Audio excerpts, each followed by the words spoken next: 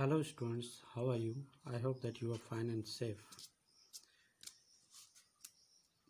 In my previous video, I have taught you about acceleration, unit of acceleration, and mathematical expression for acceleration.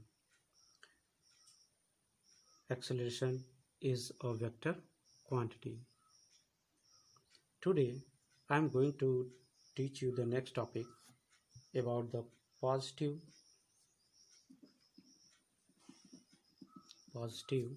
and negative acceleration. Okay, so what is positive acceleration? The acceleration of an object is said to be positive acceleration.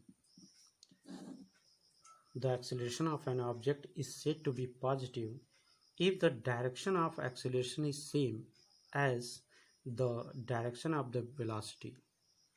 Okay, यानी कि किसी भी object का जो acceleration है वो तब जो है पॉजिटिव कहा जाएगा जब एक्सीलरेशन के साथ उस ऑब्जेक्ट की वेलोसिटी का डायरेक्शन जो है सेम उसी डायरेक्शन में होना चाहिए। अगर ऐसा है तो that object is said to be in a positive acceleration. It means यहाँ पे जो वेलोसिटी है, final velocity must be greater than initial velocity.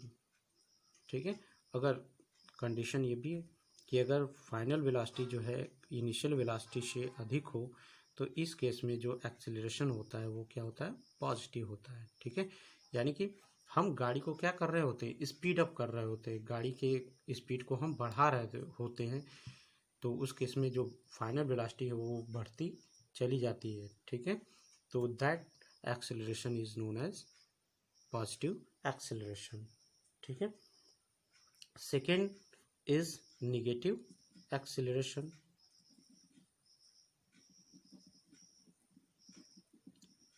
तो नेगेटिव एक्सेलरेशन क्या होता है? The acceleration of an object is said to be negative if the direction of acceleration is opposite to the direction of the velocity। यानी कि अगर कोई object जो है तब जो है नेगेटिव होता है अगर उसका एक्सेलरेशन का डायरेक्शन जो है वेलोसिटी के डायरेक्शन के क्या हो, अपोजिट हो। तो इस केस में जो है जो एक्सेलरेशन होता है वो क्या होता है, निगेटिव होता है। इस केस में कंडीशन क्या है, जो फाइनल वेलोसिटी होती है वो क्या होती है, स्मॉल होती है इनिशियल वेलोसिटी से। यानी कि उस केस में हम गाड़ी पे क्या कर रहे होते हैं, ब्रेक लगा रहे होते हैं, यानी कि हम गाड़ी को स्लो कर रहे होते हैं। ठीक है, तो उस केस में जो फाइनल वेलोसिटी होती है वो धीरे धीरे कम होती जाती है और हम कहते हैं कि ऑब्जेक्ट का जो एक्सेलरेशन है वो क्या हो गया है, निगेटिव हो गया है। ठीक है, negative acceleration is also known as retardation और डिसलरेशन। इसको हम रिटार्डेशन और डिसलरेशन के नाम से भी जानते हैं। ठीक है, अब कुछ इससे एग्जांपल देख लेते हैं, example of positive and negative acceleration. तो हमने देखा है ट्रेन पे सभी लोगों ने सफ़र किया है, तो ट्रेन जब रेस्ट पोजीशन में होती है और जब वो स्टार्ट होती है एक स्टेशन से, तो वो धीरे धीरे जो इंजन होता है वो अपना स्पीड को क्या करता है, बढ़ाता चला जाता है। ठीक है, तो स्पीड जब बढ़ रही होती है तो उस केस में जो फाइनल वेलोसिटी होती है वो इनिशियल वेलोसिटी से अधिक होती है, ग्रेटर होती है, और उस केस में जो एक्सेलरेशन होता है ट्रेन का वो क्या होता है, पॉजिटिव होता है। और जैसे ही नेक्स्ट स्टेशन आने वाला होता है, जो ट्रेन का ड्राइवर होता है वो इंजन की स्पीड को जो है स्लो करना शुरू कर देता है। उस केस में जो है जो फाइनल वेलोसिटी होती है वो smaller than that of initial velocity हो जाती है और कुछ समय के बाद जो है गाड़ी जाके स्टेशन पे हाल्ट कर जाती है, यानी कि रुक जाती है। और उस केस में जो ट्रेन का जो एक्सेलरेशन हो जाता है वो क्या हो जाता है, निगेटिव हो जाता है। ठीक है, सिंपल सा एग्जांपल हम और भी देख सकते हैं। जैसे हम बाइक या कार चला रहे होते हैं और उस केस में क्या होता है कि सामने अचानक कोई ब्रेकर आ गया। ठीक है, अगर रोड साफ है, क्लियर है, तो उस केस में हम अपनी स्पीड को क्या करते जाते हैं, बढ़ाते जाते हैं। लेकिन अचानक अगर सामने कोई ब्रेकर आ गया तो हम जो है उस पर ब्रेक लगाते हैं। ठीक है, ब्रेक लगाते हैं जिसकी वजह से गाड़ी की स्पीड क्या हो जाती है, कम हो जाती है। तो वो जो केस हुआ, ब्रेक लगाने का जो केस हुआ, उस केस में जो है जो एक्सेलरेशन होता है वो निगेटिव होता है। और जब रोड क्लियर होता है तो उस केस में हमारा जो एक्सेलरेशन होता है वो पॉजिटिव होता है, क्योंकि उस समय हम अपनी गाड़ी के स्पीड को स्पीड अप कर रहे होते हैं। लेकिन जब कोई सामने कोई आ जाता है या फिर ब्रेकर आ जाता है तो उस केस में हम अपनी गाड़ी को स्लो कर लेते हैं। तो वो जो एक्सेलरेशन होता है वो निगेटिव एक्सेलरेशन या रिटार्डेशन या डिसेलरेशन में कन्वर्ट हो जाता है। ठीक है, और भी एग्जांपल हो सकते हैं, जैसे कि जब एक रॉकेट को ग्राउंड से उठाया जाता है तो उसका जो एक्सेलरेशन होता है वो क्या होता जाता है, बढ़ता चला जाता है। तो उस केस में जो रॉकेट का एक्सेलरेशन होता है वो क्या होता है, पॉजिटिव होता है। ठीक है, तीसरा, जब कोई पैराट्रूपर जो है अपने पैराशूट को ओपन करता है तो उस केस में जैसे जैसे वो ग्राउंड के पास आता है उसकी स्पीड जो है क्या होती है, घटती चली जाती है। और इस केस में जो एक्सेलरेशन, उस पैराट्रूपर का जो एक्सेलरेशन होता है वो क्या हो जाता है, निगेटिव होता है। ठीक है, इसके बाद मैंने आप लोगों को बताया था कि एक्सेलरेशन जो है वेक्टर क्वांटिटी है। क्यों? बिकॉज जो एक्सेलरेशन है इसका it has the magnitude and direction both, तो इसलिए जो है एक्सेलरेशन को वेक्टर क्वांटिटी होती है। नेक्स्ट जो टॉपिक है हमारा, uniform acceleration. Uniform acceleration which is also known as the constant acceleration. constant acceleration, तो कांस्टेंट या यूनिफॉर्म एक्सेलरेशन क्या होता है? If an object travels in a straight line and its velocity changes by equal amounts in equal interval of time, then the acceleration of the object is said to be uniform.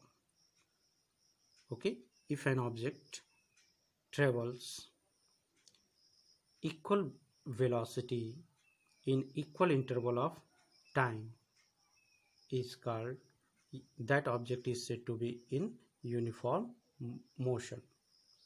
ठीक है, अब यहाँ पे जैसे इसका example भी कुछ देख लेते हैं।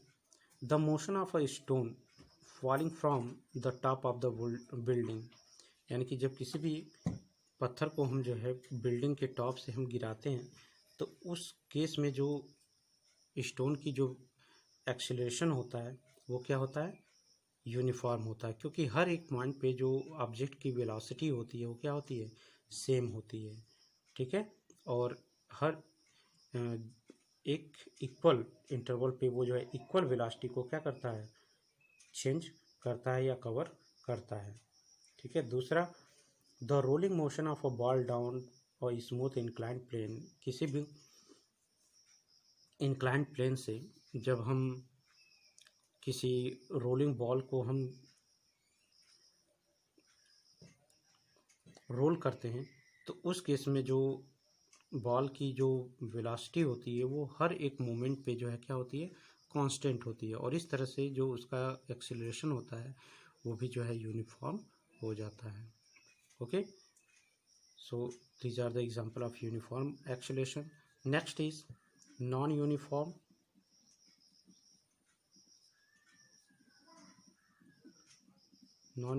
acceleration, which is also known as variable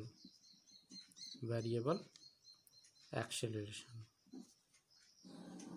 तो वेरिएबल एक्सेलरेशन या नॉन यूनिफॉर्म एक्सेलरेशन क्या होता है? If the velocity of the object changes by unequal amount in equal interval of time, then the acceleration of the object is said to be non-uniform or variable. Okay, example, क्या हो सकते हैं?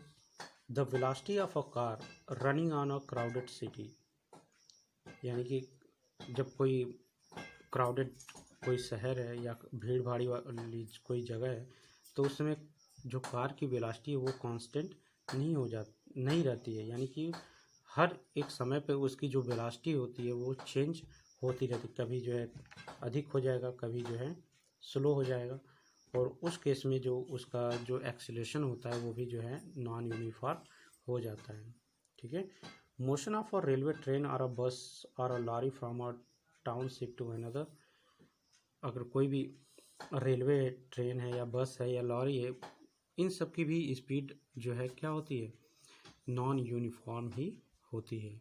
Mostly इस अर्थ पे जितनी भी vehicles हैं उनकी जो स्पीड या वेलोसिटी या एक्सीलरेशन है वो नॉन यूनिफॉर्म ही होते हैं। Okay, so I hope that you have understood.